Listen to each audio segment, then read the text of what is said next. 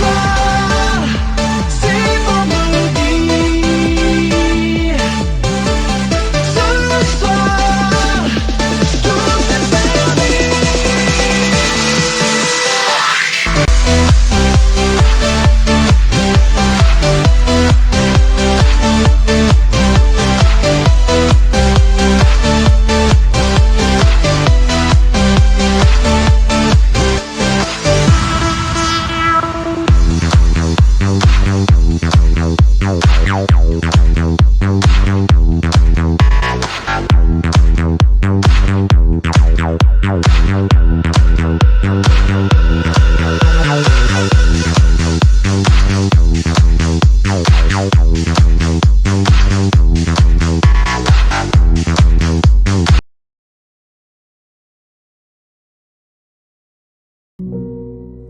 Élie, le Tishbite, l'un des habitants de Galaad, dit à Akab : « L'Éternel est vivant, le Dieu d'Israël, dont je suis le serviteur.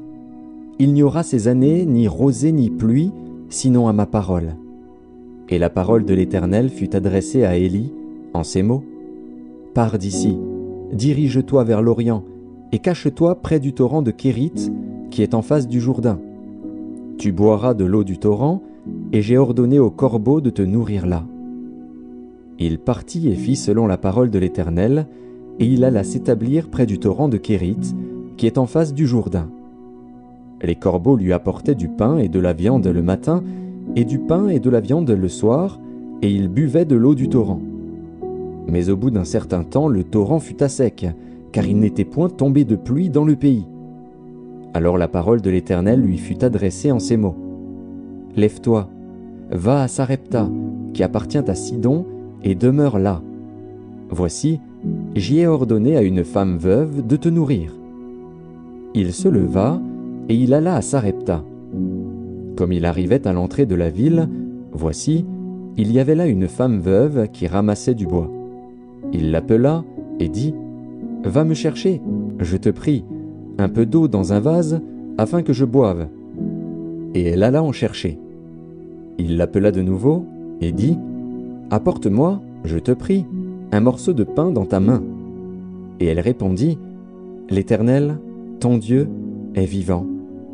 Je n'ai rien de cuit, je n'ai qu'une poignée de farine dans un pot et un peu d'huile dans une cruche.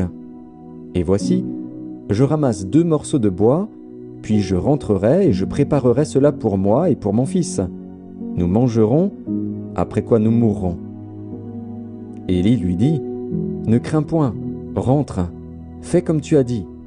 Seulement, prépare-moi d'abord avec cela un petit gâteau, et tu me l'apporteras. Tu en feras ensuite pour toi et pour ton fils. Car ainsi parle l'Éternel, le Dieu d'Israël : la farine qui est dans le pot ne manquera point, et l'huile qui est dans la cruche ne diminuera point, jusqu'au jour où l'Éternel fera tomber de la pluie sur la face du sol. » Elle alla, et elle fit selon la parole d'Élie. Et pendant longtemps elle eut de quoi manger, elle et sa famille, aussi bien qu'Élie.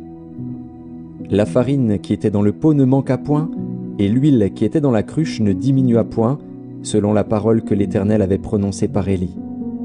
Après ces choses, le fils de la femme, maîtresse de la maison, devint malade, et sa maladie fut si violente qu'il ne resta plus en lui de respiration. Cette femme dit alors à Élie : « Qu'y a-t-il entre moi et toi, homme de Dieu ? Es-tu venu chez moi pour rappeler le souvenir de mon iniquité et pour faire mourir mon fils ?» Il lui répondit : « Donne-moi ton fils. » Et il le prit du sein de la femme, le monta dans la chambre haute où il demeurait et le coucha sur son lit. Puis il invoqua l'Éternel et dit : « Éternel, mon Dieu, est-ce que tu affligerais au point de faire mourir son fils, même cette veuve chez qui j'ai été reçu comme un hôte ?» Et il s'étendit 3 fois sur l'enfant, invoqua l'Éternel et dit : « Éternel, mon Dieu, je t'en prie, que l'âme de cet enfant revienne au-dedans de lui. » L'Éternel écouta la voix d'Élie, et l'âme de l'enfant revint au-dedans de lui, et il fut rendu à la vie. Élie prit l'enfant, le descendit de la chambre haute dans la maison, et le donna à sa mère.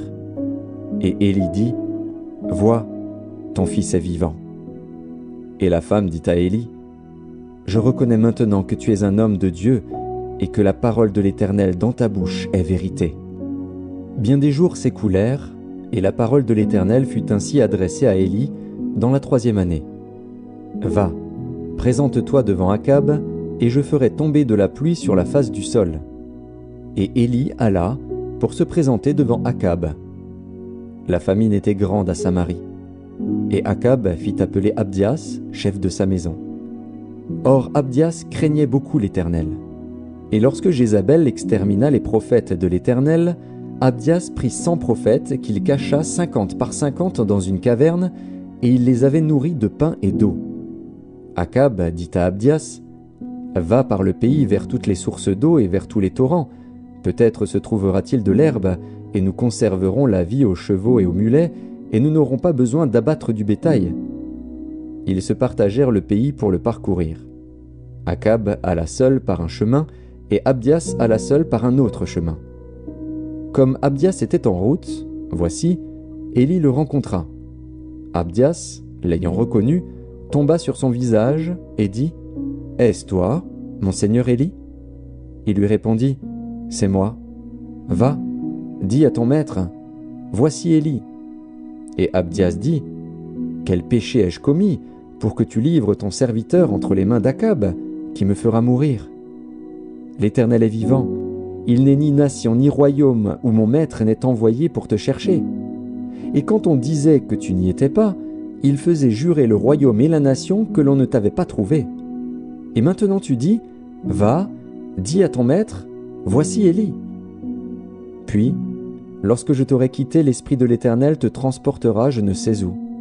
Et j'irai informer Akab, qui ne te trouvera pas et qui me tuera. Cependant ton serviteur craint l'Éternel dès sa jeunesse. N'a-t-on pas dit à mon Seigneur ce que j'ai fait quand Jézabel tua les prophètes de l'Éternel? J'ai caché 100 prophètes de l'Éternel, 50 par 50 dans une caverne, et je les ai nourris de pain et d'eau. Et maintenant tu dis, va, dis à ton maître, voici Élie, il me tuera. Mais Élie dit, l'Éternel des armées, dont je suis le serviteur, est vivant. Aujourd'hui je me présenterai devant Akab. Abdias, étant allé à la rencontre d'Akab, l'informa de la chose. Et Akab se rendit au-devant d'Élie. À peine Akab aperçut-il Élie qu'il lui dit, « Est-ce toi qui jettes le trouble en Israël ?» Élie répondit, « Je ne trouble point Israël. C'est toi, au contraire, et la maison de ton père, puisque vous avez abandonné les commandements de l'Éternel et que tu es allé après les Baals. Fais maintenant rassembler tout Israël auprès de moi, à la montagne du Carmel, et aussi les 450 prophètes de Baal et les 400 prophètes d'Astarté qui mangent à la table de Jézabel. » Akab envoya des messagers vers tous les enfants d'Israël, et il rassembla les prophètes à la montagne du Carmel. Alors Élie s'approcha de tout le peuple et dit, « Jusqu'à quand clocherez-vous des deux côtés? Si l'Éternel est Dieu, allez après lui. Si c'est Baal, allez après lui. » Le peuple ne lui répondit rien. Et Élie dit au peuple, « Je suis resté seul des prophètes de l'Éternel, et il y a 450 prophètes de Baal. Que l'on nous donne 2 taureaux, qu'ils choisissent pour eux l'un des taureaux, qu'ils le coupent par morceaux, et qu'ils le placent sur le bois, sans y mettre le feu. Et moi, je préparerai l'autre taureau, et je le placerai sur le bois, sans y mettre le feu. Puis invoquez le nom de votre Dieu, et moi, j'invoquerai le nom de l'Éternel. Le Dieu qui répondra par le feu, c'est celui-là qui sera Dieu. » Et tout le peuple répondit en disant, « C'est bien. » Élie dit aux prophètes de Baal, « Choisissez pour vous l'un des taureaux, préparez-le les premiers, car vous êtes les plus nombreux, et invoquez le nom de votre Dieu. Mais ne mettez pas le feu. » Ils prirent le taureau qu'on leur donna et le préparèrent. Et ils invoquèrent le nom de Baal depuis le matin jusqu'à midi en disant, « Baal, réponds-nous » Mais il n'y eut ni voix ni réponse. Et ils sautaient devant l'autel qu'ils avaient fait. À midi, Élie se moqua d'eux et dit, « Criez à haute voix, puisqu'il est Dieu. » Il pense à quelque chose, ou il est occupé, ou il est en voyage. Peut-être qu'il dort, et il se réveillera. » Et ils crièrent à haute voix, et ils se firent, selon leur coutume, des incisions avec des épées et avec des lances, jusqu'à ce que le sang coulât sur eux. Lorsque midi fut passé, ils prophétisèrent jusqu'au moment de la présentation de l'offrande. Mais il n'y eut ni voix, ni réponse, ni signe d'attention. Élie dit alors à tout le peuple, « Approchez-vous de moi. » Tout le peuple s'approcha de lui. Et Élie rétablit l'autel de l'Éternel qui avait été renversé. Il prit 12 pierres d'après le nombre des tribus des fils de Jacob, auxquelles l'Éternel avait dit, « Israël sera ton nom. » Et il bâtit avec ces pierres un autel au nom de l'Éternel. Il fit autour de l'autel un fossé de la capacité de 2 mesures de semence. Il arrangea le bois, coupa le taureau par morceaux et le plaça sur le bois. Puis il dit, « Remplissez d'eau 4 cruches et versez-les sur l'holocauste et sur le bois. » Il dit, « Faites-le une seconde fois. » Et ils le firent une seconde fois. Il dit, « Faites-le une 3e fois. » Et ils le firent une 3e fois. L'eau coula autour de l'autel, et l'on remplit aussi d'eau le fossé. Au moment de la présentation de l'offrande, Élie, le prophète, s'avança et dit, « Éternel, Dieu d'Abraham, d'Isaac et d'Israël, que l'on sache aujourd'hui que tu es Dieu en Israël, que je suis ton serviteur et que j'ai fait toutes ces choses par ta parole. Réponds-moi, Éternel, réponds-moi, afin que ce peuple reconnaisse que c'est toi, Éternel, qui es Dieu, et que c'est toi qui ramènes leur cœur. » Et le feu de l'Éternel tomba, et il consuma l'holocauste, le bois, les pierres et la terre, et il absorba l'eau qui était dans le fossé. Quand tout le peuple vit cela, ils tombèrent sur leur visage et dirent, « C'est l'Éternel qui est Dieu, c'est l'Éternel qui est Dieu. » « Saisissez les prophètes de Baal, leur dit Élie, qu'aucun d'eux n'échappe. » Et ils les saisirent. Élie les fit descendre au torrent de Kison, où il les égorgea. Et Élie dit à Akab, « Monte, mange et bois, car il se fait un bruit qui annonce la pluie. » Akab monta pour manger et pour boire. Mais Élie monta au sommet du Carmel, et, se penchant contre terre, il mit son visage entre ses genoux et dit à son serviteur, « Monte, regarde du côté de la mer. » Le serviteur monta, il regarda et dit, « Il n'y a rien. » Élie dit 7 fois, « Retourne. » À la 7e fois, il dit, « Voici un petit nuage qui s'élève de la mer et qui est comme la paume de la main d'un homme. » Élie dit, « Monte et dis à Akab, attelle et descends, afin que la pluie ne t'arrête pas. » En peu d'instants, le ciel s'obscurcit par les nuages, le vent s'établit et il y eut une forte pluie. Akab monta sur son char et partit pour Jizréel. Et la main de l'Éternel fut sur Élie, qui se ceignit les reins et courut devant Akab jusqu'à l'entrée de Jizréel. Akab rapporta à Jézabel tout ce qu'avait fait Élie et comment il avait tué par l'épée tous les prophètes. Jézabel envoya un messager à Élie pour lui dire « Que les dieux me traitent dans toute leur rigueur, si demain, à cette heure, je ne fais de ta vie ce que tu as fait de la vie de chacun d'eux. » Élie, voyant cela, se leva et s'en alla pour sauver sa vie. Il arriva à Beer-Shéba, qui appartient à Juda, et il y laissa son serviteur. Pour lui, il alla dans le désert où, après une journée de marche, il s'assit sous un genêt et demanda la mort, en disant « C'est assez. Maintenant, Éternel, prends mon âme, car je ne suis pas meilleur que mes pères. » Il se coucha et s'endormit sous un genêt. Et voici, un ange le toucha et lui dit « Lève-toi, mange. » Il regarda, et il y avait à son chevet un gâteau cuit sur des pierres chauffées et une cruche d'eau. Il mangea et but, puis se recoucha. L'ange de l'Éternel vint une seconde fois, le toucha et dit « Lève-toi, mange, car le chemin est trop long pour toi. » Il se leva, mangea et but. Et avec la force que lui donna cette nourriture, il marcha 40 jours et 40 nuits jusqu'à la montagne de Dieu, à Horeb. Et là, il entra dans la caverne, et il y passa la nuit. Et voici, la parole de l'Éternel lui fut adressée, en ces mots, « Que fais-tu ici, Élie ?» Il répondit, « J'ai déployé mon zèle pour l'Éternel, le Dieu des armées, car les enfants d'Israël ont abandonné ton alliance, ils ont renversé tes autels, et ils ont tué par l'épée tes prophètes.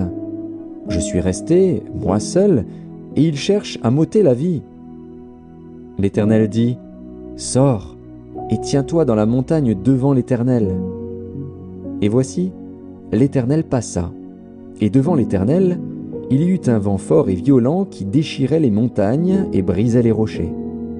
L'Éternel n'était pas dans le vent. Et après le vent, ce fut un tremblement de terre. L'Éternel n'était pas dans le tremblement de terre. Et après le tremblement de terre, un feu. L'Éternel n'était pas dans le feu. Et après le feu, un murmure doux et léger.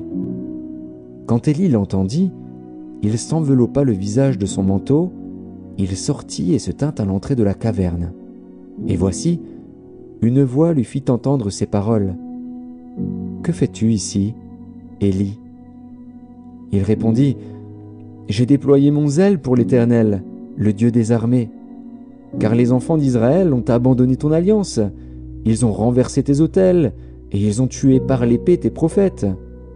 Je suis resté, moi seul, et ils cherchent à m'ôter la vie. » L'Éternel lui dit, « Va, reprends ton chemin par le désert jusqu'à Damas, et quand tu seras arrivé, tu oindras Hazaël pour roi de Syrie. Tu oindras aussi Jéhu, fils de Nimshi, pour roi d'Israël. Et tu oindras Élisée, fils de Shaphat, d'Abel-Méhola, pour prophète à ta place. Et il arrivera que celui qui échappera à l'épée de Hazaël, Jéhu le fera mourir. Et celui qui échappera à l'épée de Jéhu, Élisée le fera mourir. Mais je laisserai en Israël 7000 hommes, tous ceux qui n'ont point fléchi les genoux devant Baal et dont la bouche ne l'a point baisé. » Élie partit de là, et il trouva Élisée, fils de Shaphat, qui labourait. Il y avait devant lui 12 paires de bœufs, et il était avec la 12e. Élie s'approcha de lui, et il jeta sur lui son manteau. Élisée, quittant ses bœufs, courut après Élie, et dit, « Laisse-moi embrasser mon père et ma mère, et je te suivrai. » Élie lui répondit, « Va, et reviens, car pense à ce que je t'ai fait. » Après s'être éloigné d'Élie, il revint prendre une paire de bœufs qu'il offrit en sacrifice. Avec l'attelage des bœufs, il fit cuire leur chair et la donna à manger au peuple. Puis il se leva, suivit Élie et fut à son service. Après ces choses, voici ce qui arriva. Naboth, de Jizréel, avait une vigne à Jizréel, à côté du palais d'Akab, roi de Samarie. Et Akab parla ainsi à Naboth. « Cède-moi ta vigne, pour que j'en fasse un jardin potager, car elle est tout près de ma maison. Je te donnerai à la place une vigne meilleure, ou, si cela te convient, je te payerai la valeur en argent. » Mais Naboth répondit à Akab, « Que l'Éternel me garde de te donner l'héritage de mes pères. » Akab rentra dans sa maison, triste et irrité, à cause de cette parole que lui avait dite Naboth de Jizréel. « Je ne te donnerai pas l'héritage de mes pères. » Et il se coucha sur son lit, détourna le visage et ne mangea rien. Jézabel, sa femme, vint auprès de lui et lui dit, « Pourquoi as-tu l'esprit triste et ne manges-tu point ?» Il lui répondit, « J'ai parlé à Naboth de Jizréel, et je lui ai dit, « Cède-moi ta vigne pour de l'argent, ou si tu veux, je te donnerai une autre vigne à la place. » Mais il a dit, « Je ne te donnerai pas ma vigne. » Alors Jézabel, sa femme, lui dit, « Est-ce bien toi maintenant qui exerces la souveraineté sur Israël? Lève-toi, prends de la nourriture, et que ton cœur se réjouisse. Moi, je te donnerai la vigne de Naboth de Jizréel. » Et elle écrivit au nom d'Akab des lettres qu'elle scella du sceau d'Akab et qu'elle envoya aux anciens et aux magistrats qui habitaient avec Naboth dans sa ville. voici ce qu'elle écrivit dans ses lettres.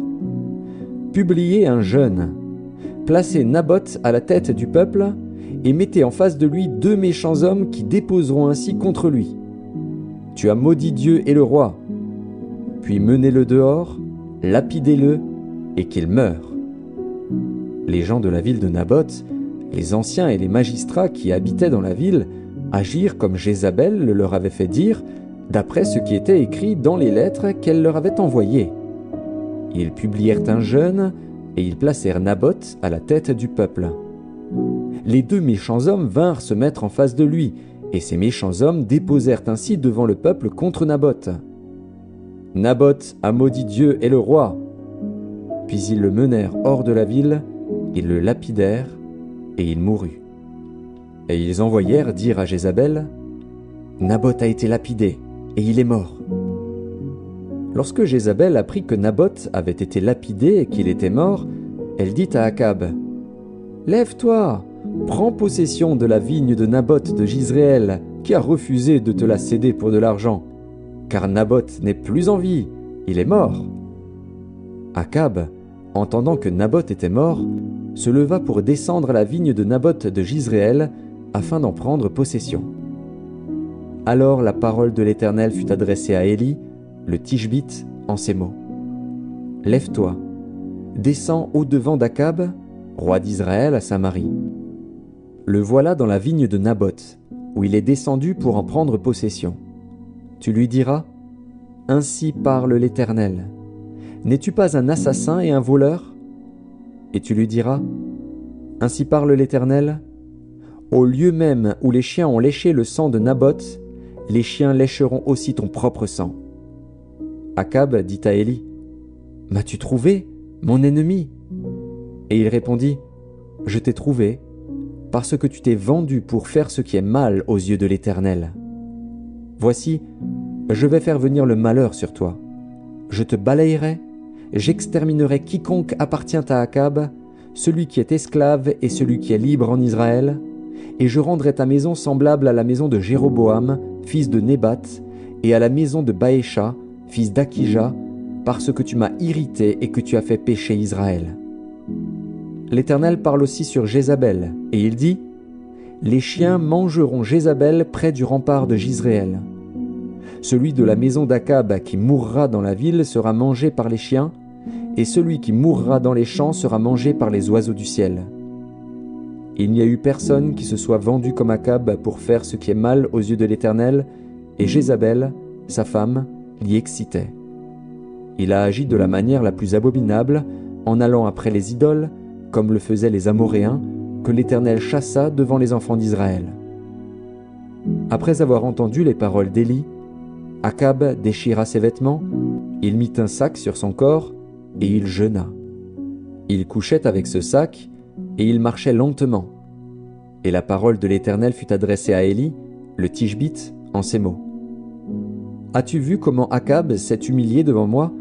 Parce qu'il s'est humilié devant moi, je ne ferai pas venir le malheur pendant sa vie. Ce sera pendant la vie de son fils que je ferai venir le malheur sur sa maison. »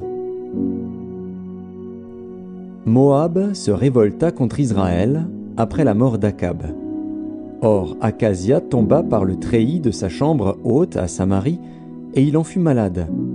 Il fit partir des messagers et leur dit, « Allez, consultez Baal-Zébub, dieu d'Écron, pour savoir si je guérirai de cette maladie. » Mais l'ange de l'Éternel dit à Élie, le Tishbite, « Lève-toi, monte à la rencontre des messagers du roi de Samarie, et dis-leur, est-ce parce qu'il n'y a point de Dieu en Israël que vous allez consulter Baal-Zébub, dieu d'Écron? C'est pourquoi ainsi parle l'Éternel, tu ne descendras pas du lit sur lequel tu es monté, car tu mourras. » Et Élie s'en alla. Les messagers retournèrent auprès d'Akazia, et il leur dit, « Pourquoi revenez-vous » Ils lui répondirent, « Un homme est monté à notre rencontre, et nous a dit, « Allez, retournez vers le roi qui vous a envoyé, et dites-lui, ainsi parle l'Éternel, est-ce parce qu'il n'y a point de Dieu en Israël que tu envoies consulter Baal-Zébub, dieu d'Écron? C'est pourquoi tu ne descendras pas du lit sur lequel tu es monté, car tu mourras. » Akazia leur dit, « Quel air avait l'homme qui est monté à votre rencontre et qui vous a dit ces paroles ? Ils lui répondirent, c'était un homme vêtu de poils et ayant une ceinture de cuir autour des reins. Et Akazia dit, c'est Élie, le Tishbite. Il envoya vers lui un chef de 50 avec ses 50 hommes. Ce chef monta auprès d'Élie, qui était assis sur le sommet de la montagne, et il lui dit, homme de Dieu, le roi a dit, descends. Élie répondit au chef de 50, si je suis un homme de Dieu, que le feu descende du ciel et te consume, toi et tes 50 hommes. Et le feu descendit du ciel et le consuma, lui et ses 50 hommes. Akazia envoya de nouveau vers lui un autre chef de 50 avec ses 50 hommes. Ce chef prit la parole et dit à Élie, « Homme de Dieu, ainsi a dit le roi, hâte-toi de descendre. » Élie leur répondit, « Si je suis un homme de Dieu, que le feu descende du ciel et te consume, toi et tes 50 hommes. » Et le feu de Dieu descendit du ciel et le consuma, lui et ses 50 hommes. Akazia envoya de nouveau un troisième chef de 50 avec ses 50 hommes. Ce troisième chef de 50 monta, et à son arrivée, il fléchit les genoux devant Élie et lui dit en suppliant, « Homme de Dieu, que ma vie, je te prie, et que la vie de ces 50 hommes, tes serviteurs, soit précieuse à tes yeux. Voici, le feu est descendu du ciel et a consumé les 2 premiers chefs de 50 et leurs 50 hommes, mais maintenant, que ma vie soit précieuse à tes yeux. » L'ange de l'Éternel dit à Élie, « Descends avec lui, n'aie aucune crainte de lui. » Élie se leva et descendit avec lui vers le roi. Il lui dit, « Ainsi parle l'Éternel, parce que tu as envoyé des messagers pour consulter Baal-Zébub, dieu d'Écron, comme s'il n'y avait en Israël point de Dieu dont on puisse consulter la parole, tu ne descendras pas du lit sur lequel tu es monté, car tu mourras. » Akazia mourut, selon la parole de l'Éternel prononcée par Élie. Et Joram régna à sa place la seconde année de Joram, fils de Josaphat, roi de Juda, car il n'avait point de fils. Le reste des actions d'Akazia, et ce qu'il a fait, cela n'est-il pas écrit dans le livre des chroniques des rois d'Israël ? Lorsque l'Éternel fit monter Élie au ciel dans un tourbillon, Élie partait de Gilgal avec Élisée. Élie dit à Élisée, « Reste ici, je te prie, car l'Éternel m'envoie jusqu'à Béthel. » Élisée répondit, « L'Éternel est vivant et ton âme est vivante. Je ne te quitterai point. » Et ils descendirent à Béthel. Les fils des prophètes qui étaient à Béthel sortirent vers Élisée et lui dirent, « Sais-tu que l'Éternel enlève aujourd'hui ton maître au-dessus de ta tête ?»